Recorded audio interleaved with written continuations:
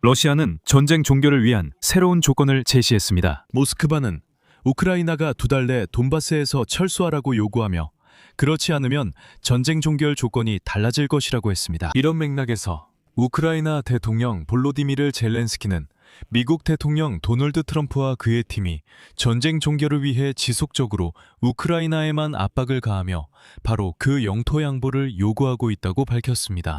그리고 최근 마이애미에서 열린 우크라이나 대표단과 트럼프 특사 스티븐 비트코프, 제러드 쿠슈너와의 협상은 전혀 아무런 성과도 내지 못했습니다. 어제 트럼프는 러시아 추가 제재를 또 해제했고 이제는 행동에 대해 설명도 하지 않습니다. 그는 그곳에 컨테이너를 운반하는 유조선이 있다고 했습니다. 컨테이너 운송 때문에 제재를 풀어 러시아가 수익을 얻도록 하자는 주장입니다. 러시아에 꼭 필요하기 때문입니다. 이건 미국이 러시아산 석유에 대한 제재를 해제한 이후에 제가 상기시켜 드리는 겁니다. 그들은 처음엔 10일, 그 다음엔 한 달 등 임시 조치라 했고 트럼프는 제재를 다시 시행하지 않을 수도 있다고 했습니다. 그래서 젤렌스키는 왜 트럼프의 우크라이나 전략이 완전히 실패했는지에 대해 설명했습니다. 제 이름은 알렉세이 패치입니다. 함께 이 주제에 대해 이야기해 봅시다.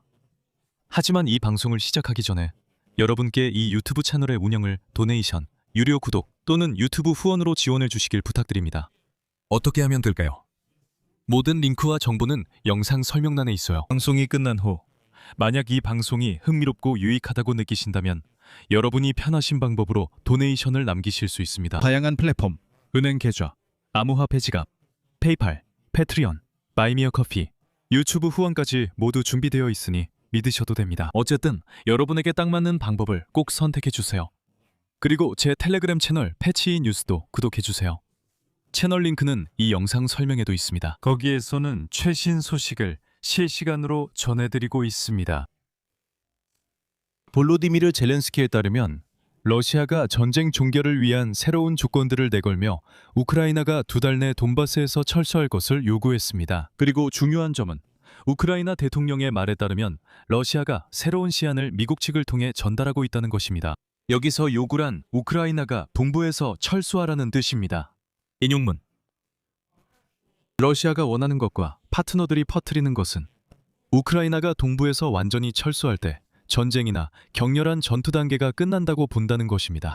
저는 오랜 전쟁 후에도 누군가가 이런 발언을 진지하게 받아들이는 것이 놀랍습니다.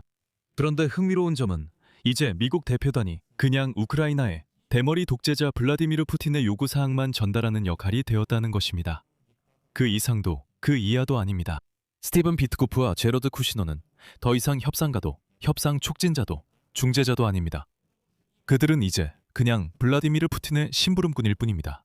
다시 한번 말하지만 이 2달이라는 요구사항을 러시아인들은 미국인을 통해 전달했습니다. 그들은 비트코프에게 이렇게 말했습니다. 비트코프, 우크라이나인들이 너희에게 오면 우리가 이런 요구사항을 전달한다고 그들에게 전해라. 젤렌스키는 러시아가 제시한 세 조건의 세부를 공개했습니다.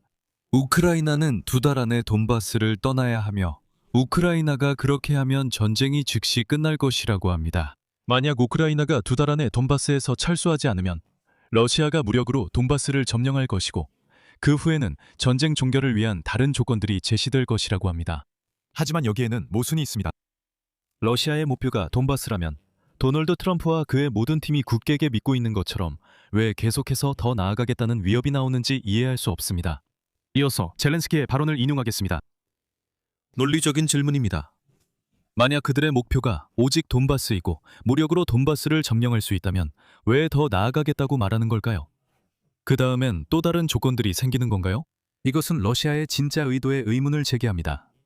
모스크바는 현재 미국에 적극적으로 영향력을 행사하려 하고 있습니다. 그 이유 중 하나는 미국의 중단 선거가 다가오고 있기 때문입니다. 이 시기에 미국 측은 국내외 정책 모두에서 더 적극적으로 대응할 수밖에 없습니다. 그리고 러시아는 이 순간을 이용하려고 하고 있습니다. 같은 시기에 젤렌스키는 이란에서 장기전이 벌어진다면 러시아에게는 매우 유리하고 우크라이나에게는 매우 해로울 것이라고 밝혔습니다. 젤렌스키에 따르면 석유에 크게 의존하는 러시아 경제는 유가 급등과 미국 제재 완화로 인해 강력한 추진력을 얻고 있다고 합니다.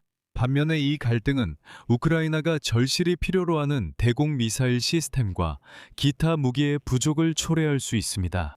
젤렌스키는 또한 우크라이나가 중동 지도자들과 러시아가 이란에 제공한 지원에 대한 첩보 정보를 공유했으며 여기에는 미국과 동맹국의 지역 내 군사기지에 대한 공격 계획 지원도 포함된다고 밝혔습니다. 젤렌스키의 발언. 저는 러시아가 중동에서 장기전을 원한다고 확신합니다. 그들에게는 나름의 이익이 있습니다. 미국은 중동에 집중하고 있으며 우크라이나에 대한 군사 지원을 줄일 수 있습니다. 제재도 일부 해제되었습니다. 저는 이란과의 전쟁이 계속되는 게 러시아에만 이익이라고 생각합니다. 이란에서 장기전이 푸틴을 곤란하게 만들 수 있다는 점이 제가 걱정되느냐고요. 저는 우리가 그런 문제를 겪게 될 것이라고 확신합니다. 또한 젤렌스키는 우크라이나가 러시아가 이란에 미국과 유럽의 군사기지 및 기타 중요한 인프라의 위성 사진을 제공했다는 증거를 공유했다고 밝혔습니다. 사우디아라비아, 카타르, 요르단, 아랍에미리트와 같은 나라들에서 우크라이나 대통령이 중동에 있었을 때입니다. 그는 이렇게 말합니다. 우리는 지도자들에게 첩보 증거를 보여주었고 러시아가 목표를 지정해 이란이 해당 국가 시설을 겨냥하도록 했다고 밝혔습니다. 이제 미국인들에게 설명이나 증명이 아무 의미 없다는 점이 주목할 만합니다. 트럼프, 마르코 루비오, 피트 헤그세스.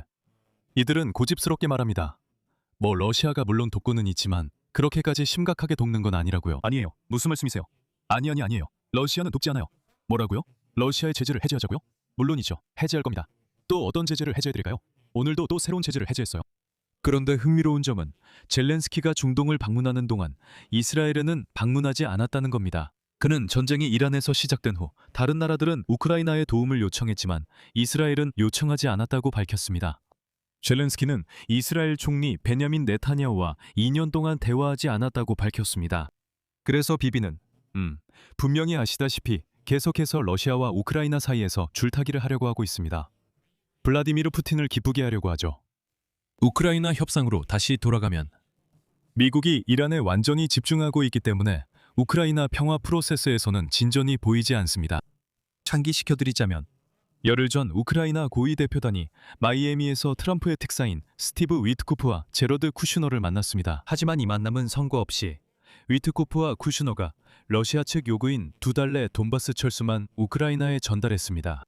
더 나아가 젤렌스키는 이란과의 전쟁이 끝난 후 트럼프 행정부가 전쟁 종식을 위해 영토 양보를 요구하며 키이우에 대한 압박을 다시 강화할 것을 우려하고 있습니다. 젤렌스키의 인용문입니다. 트럼프 측은 전쟁을 끝내길 원합니다. 그들이 한 가지 방법만 본다는 점이 걱정됩니다. 저는 트럼프 대통령과 그의 팀이 전쟁을 끝내고자 한다고 확신합니다. 하지만 왜 우리가 대가를 치러야 합니까?